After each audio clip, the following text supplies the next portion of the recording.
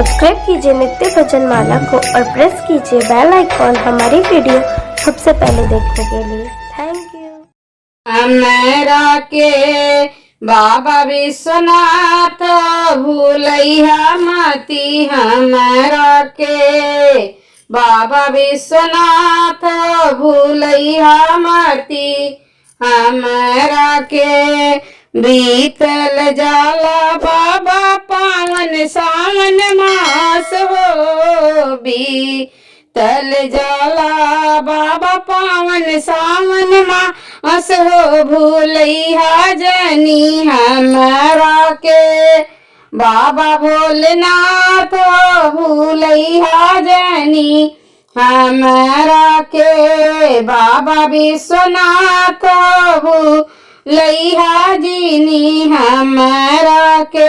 सावन भरे बाबा जल वा चढ़ावली, रगड़ी रगड़ी के भंगिया पिसवली, भंगिया पिसाई के तोह के पियौली हो, भूलैया जनी हमरा के बाबा विश्वनाथ भूलैया जनी हमरा के बाबा भोलेनाथ भूलैया जनी हमरा के।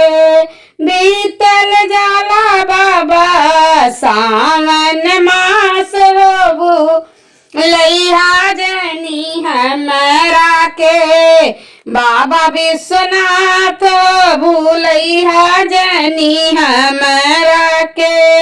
बेल के पतैया बाबा तोहरा के चढ़वली, धतूर के फुलवा बाबा तोहरा के खियावली, बेल के पतैया बाबा तोहरा के चढ़वली, धतूर के फुलवा बाबा तोहरा के खियावली, बसहा बयल तोहरे दहली हरी घास भूलैया जनी हमरा के बाबा विश्वनाथ भूलैया जनी हमरा के बाबा भोलेनाथ भूलैया जनी हमरा के।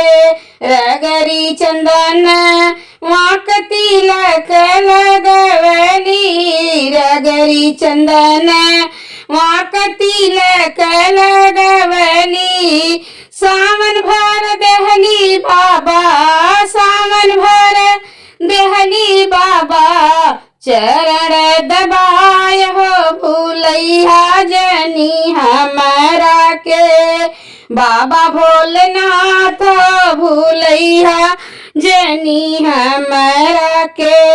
लगल रहे बाबा तोहरे प्यास हो, भूलैया जनी हमरा के बाबा विश्वनाथ भूलैया जनी हमरा के। सावन महीना आयल कजरी के तीज हो, झलुआ लगल बाबा मावा की डार हो, झूलत रहिए बाबा मैया जी के साथ हो, भूलैया मती हमरा के बाबा विश्वनाथ